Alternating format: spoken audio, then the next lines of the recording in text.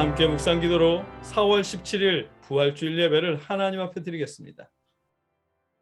건축자가 버린 돌이 집 모퉁이의 머릿돌이 되었나니 이는 여호와께서 행하신 것이요 우리 눈에 기이한 바로다. 이날은 여호와께서 정하신 것이라 이날에 우리가 즐거워하고 기뻐하리로다. 아멘. 사랑의 아버지 하나님, 우리가 주님의 부활을 축하하며 함께 모여 예배드리게 하시니 감사합니다. 아버지, 이 자리에 모인 우리 모두에게 주님의 부활이 소망이 되게 하여 주시옵시고 부활의 소망을 통해 우리 마음에 위로가 임하게 하여 주시옵소서.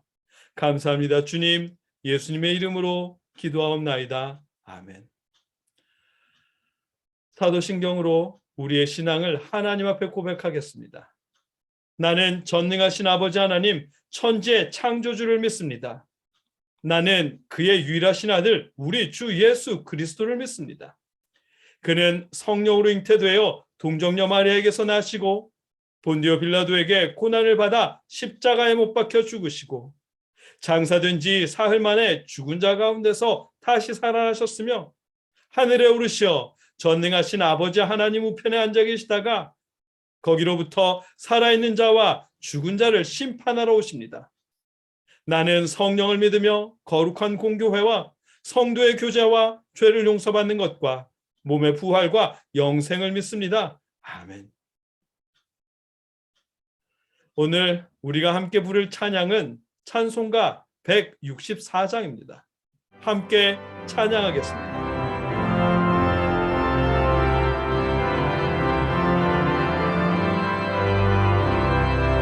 예수 부활했으니 할렐루야 만민 찬송하여라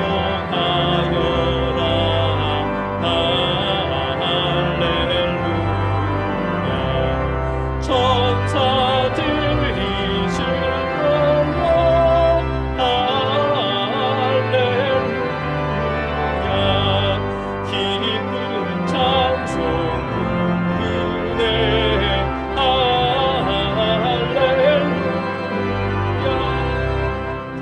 대속하신 주 예수 할렐루야 선한 싸움 이겼네 할렐루야 사망 권세 이기고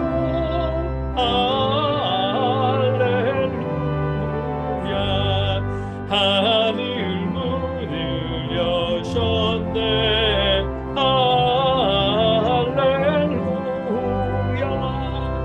마귀 권세 이긴 주 할렐루야 왕의 왕이 되셨네 할렐루야 높은 이름 세상에 할렐루야 널리만 보하여라 할렐루야 길과 진리 되신 주 할렐루야 우리 부활하겠네 할렐루야 부활 생명 되시니 할렐루야 우리 부활하겠네 할렐루야. 오늘 우리가 함께 읽고 나누려는 하나님의 말씀은 데살로니가전서 4장 13절로 18절까지의 말씀입니다. 제가 받들어 읽겠습니다. 형제들아, 자는 자들에 관하여는 너희가 알지 못함을 우리가 원하지 아니하노니 이는 소망 없는 다른 이와 같이 슬퍼하지 않게 하려 함이라. 우리가 예수께서 죽으셨다가 다시 살아나심을 믿을진대 이와 같이 예수 안에서 자는 자들도 하나님이 그와 함께 데리고 오시리라. 우리가 주의 말씀으로 너희에게 이것을 말하노니 주께서 강림하실 때까지 우리 살아남아 있는 자도 자는 자보다 결코 앞서지 못하리라. 주께서 호령과 천사장의 소리와 하나님의 나팔 소리로 친히 하늘로부터 강림하시리니 그리스도 안에서 죽은 자들이 먼저 일어나고 그 후에 우리 살아남은 자들도 그들과 함께 구름 속으로 끌어올려 공중에서 주를 영접하게 하시리니 그리하여 우리가 항상 주와 함께 있으리라. 그러므로 이러한 말로 서로 위로하라. 아멘. 예수님께서 부활하셨습니다. 우리 신앙인들은 매년 부활절을 축하합니다. 교회들마다 성가대가 정말 열심히 연습해서 부활절 칸타타를 하며 주님의 부활을 기뻐합니다. 그런데 부활절을 왜 기뻐하며 축하해야 하는 걸까요? 2000년 전의 일이잖아요. 그 당시 제자들은 정말 기뻤을 것입니다. 실망했었잖아요. 예수님께서 왕이 되실 것이라고 여기고 왕이 되신 후에 자신들도 한 자리 차지할 목적으로 성공을 꿈꾸며 월급 한 푼 없이 3년 동안 예수님을 따라다니고 믿었습니다. 그랬는데 십자가에 죽으셨잖아요. 제자들은 실망하고 좌절하고 흔들리고 이게 뭐지? 무슨 일이 일어난 거지? 라며 상황 파악이 안 될 정도로 너무 당황스러웠을 것입니다. 경황 없이 3일이 지났을 것입니다. 그러다가 죽은 줄 알았던 예수님이 다시 살아나셨습니다. 모든 것이 다 끝난 줄 알았는데 지난 3년이 다 끝장난 줄 알았고 꿈도 다 깨진 줄 알았는데 예수님이 다시 살아나셔서 눈앞에 나타나셨습니다. 어떻게 안 기뻐요? 그 상황을 생각하며 이렇게 말씀을 전하는 저도 전율이 흐르는데 그 자리에 있었던 제자들은 말할 것도 없을 것입니다. 예수님의 죽으심과 함께 자신들의 젊은 시절도 다 끝난 줄 알았는데 예수님의 부활로 이제 다시 꿈꿀 수 있게 되었습니다. 기쁘지 않을 방법이 없습니다. 예수님이 십자가에 죽으시는 그 순간 다 끝났다는 생각에 포기했던 제자들에게 예수님의 부활은 다시 시작할 수 있다는 소망이기에 기쁨일 수밖에 없었습니다. 제자들은 부활하신 예수님과 시간을 보내며 예수님께서 십자가에 죽으시기 전에 하셨던 말씀들을 이해했습니다. 흔들렸던 믿음은 흔들렸던 만큼 견고해졌습니다. 이 땅에서 왕의 옆에 앉을 것을 기대했었는데 영원한 하나님의 나라에서 주님과 함께 12고을을 다스리게 될 것이라고 하십니다. 좁은 이스라엘 땅에서 영원한 하나님의 나라로 스케일이 확장되었습니다. 예수님의 부활은 제자들에게 너무도 큰 기쁨이었고 제자들은 목숨을 바쳐서 예수님의 부활을 전할 수밖에 없었습니다. 형제들에게, 가족들에게, 이웃들에게 부활의 기쁜 소식과 하나님 나라에 대한 소망을 전할 수밖에 없었습니다. 그런데 우리는 왜 기뻐해야 하는 걸까요? 그 이유는 예수님의 부활이 우리에게도 소망이 되기 때문입니다. 원하지 않는 발버둥 쳐도 막을 수 없는 사랑하는 사람을 먼저 보내는 그 이별이 그것으로 끝이 아님을 확신하게 하고 다시 만날 것을 소망하게 하는 사건이 예수님의 부활이기 때문에 우리도 기뻐할 수 있는 것입니다. 오늘 본문은 그 사실을 우리에게 알게 하십니다. 본문 13절입니다. 형제들아 자는 자들에 관하여는 너희가 알지 못함을 우리가 원하지 아니하노니 이는 소망 없는 다른 이와 같이 슬퍼하지 않게 하려 함이라. 아멘. 바울은 자는 자들이 어떻게 되는지에 대해 신앙인들이 바로 알기를 바란다고 말씀하십니다. 잔다라고 하는 표현은 다들 아시는 것처럼 죽음에 대한 완곡한 표현입니다. 그 시대에 죽음을 잔다라고 표현하는 것은 고대 사회에서 일반적인 표현법이었답니다. 그리스 로마인들도 죽음을 잔다고 표현했답니다. 다만 그리스 로마의 이방인들은 죽음을 영원한 잠으로 여겼다면 우리 기독교는 다시 깨어날 잠으로 여긴다는 차이점이 있습니다. 그리고 이러한 차이점은 예수님의 부활 사건에서 비롯한 차이점입니다. 13절은 그 사실을 말씀하신 것입니다. 우리 신앙인들은 부활에 소망이 없는 사람들처럼 사랑하는 사람의 잠든 것을 슬퍼하지 않도록 하시려고 말씀하신다는 것입니다. 슬퍼하지 말라는 것이 아니라 위로하려는 것입니다. 14절은 이렇게 말씀하십니다. 우리가 예수께서 죽으셨다가 다시 살아나심을 믿을진대 이와 같이 예수 안에서 자는 자들도 하나님이 그와 함께 데리고 오시리라. 아멘. 예수 안에서 잠든 자들을 다시 데려오신다고 말씀하십니다. 그래서 위로가 되는 것입니다. 우리 예수님의 부활이 우리 기독교 복음의 핵심인 이유입니다. 그리고 예수님을 다시 살리신 하나님께서 주님 안에서 잠든 자들도 예수님과 함께 다시 살리실 것이라는 이 약속이 복음의 핵심입니다.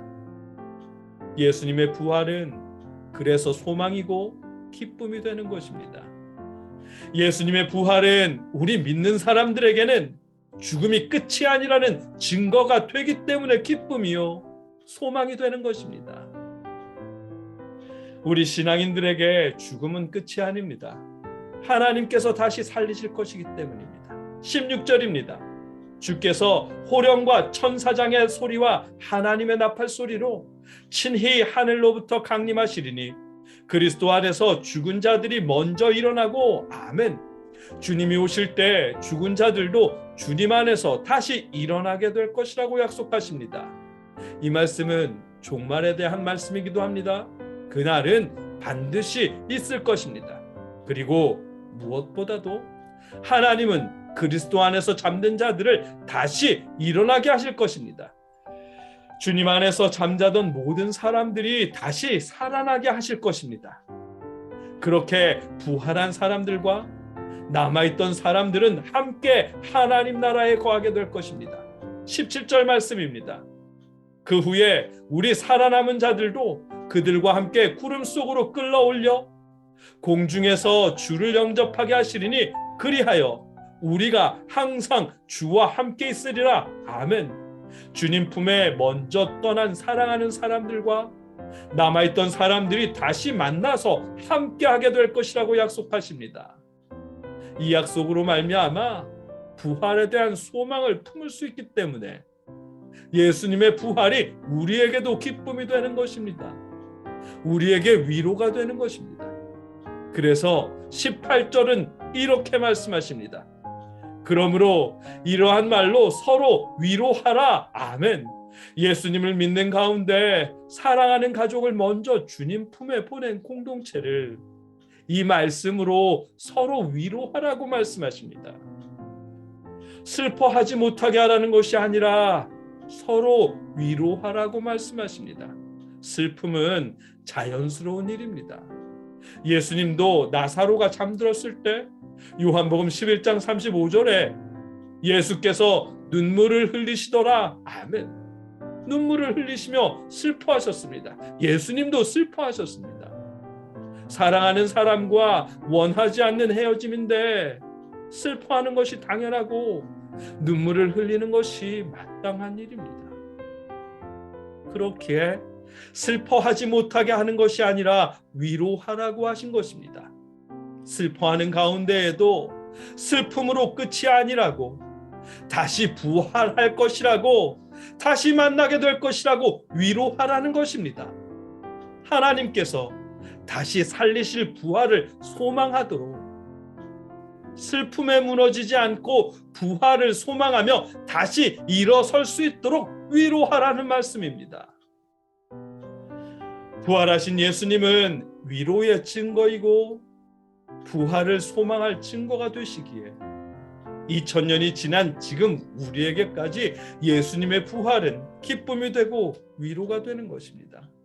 오늘 본문의 말씀입니다. 사랑하는 사람을 주님 품으로 먼저 보내는 것은 하늘나라를 소망하는 우리에게도 너무나 큰 슬픔이고 아픔입니다.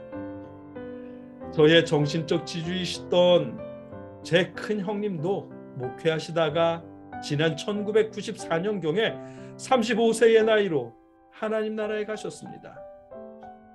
남겨진 형수님이나 그때 4살, 3살이던 조카들의 슬픔, 장자를 먼저 보낸 우리 부모님의 슬픔을 오랜 시간 보았습니다. 그분들의 슬픔에 비하면 제 슬픔은 정말 작겠지만 사랑하는 사람을 먼저 보낸다는 그 아픔을 아주 조금은 알 수 있습니다. 그래서 더욱 우리 예수님의 부활이 여러분에게 참 기쁨이길 축복하게 됩니다. 주님의 부활이 여러분에게 큰 위로가 되기를 소망합니다. 코로나 때문에 또 이러저러한 이유로 사랑하는 사람을 하나님 품에 먼저 보냈더라도 예수님의 부활이 위로가 되고 기쁨이 되기를 축복합니다. 믿는 사람이어서 슬퍼하면 안 될 것 같아서 입을 덮어쓰고 흐느끼는 그 슬픔 속에 예수님의 부활이 소망이 되고 위로가 되길 축복합니다. 우리 예수님이 부활하셨습니다. 우리 예수님이 다시 살아나셨습니다. 우리 예수님을 다시 살리신 하나님께서 예수님을 믿는 하나님의 자녀들을 똑같이 다시 살리실 것입니다. 아픔 없는 그곳에서 항상 함께 할 수 있도록 그날에 하나님께서 다시 살리실 것입니다. 우리 주님이 부활하셨습니다. 다시 살아나셨습니다. 부활의 소망이 하나님께서 우리를 다시 살리실 것이라는 부활의 확신이 여러분 모두에게 크신 위로가 되고 기쁨이 되게 하시기를 주님의 이름으로 간절히 축복합니다. 함께 기도하겠습니다. 사랑의 아버지 하나님, 우리에게 부활의 기쁨을 알게 하시니 감사합니다. 우리가 슬픈 이별을 이겨낼 수 있도록 힘을 더하여 주시옵소서. 예수님을 다시 살리신 하나님께서 우리들 또한 먼저 잠든 사랑하는 사람들을 다시 살리실 것을 소망하게 하시옵소서. 그 소망으로 슬픔을 이겨내고 소망 속에 살아가게 하여 주시옵소서. 감사하며 예수님의 이름으로 기도합니다. 이제는 우리를 위해 십자가를 지신 예수 그리스도의 크신 은혜와 독생자를 보내시면서까지 우리를 구원하고 싶어 하시는 아버지 하나님의 무한하신 사랑하심과 우리에게 소망을 품게 하시는 성령님의 역사하심이 오늘 아버지께 예배한 모든 이들 위해 그들의 가정 위에 항상 함께 하시며 부활의 소망으로 슬픔을 이겨낼 수 있게 하시기를 주님의 이름으로 간절히 축원하옵나이다. 아멘.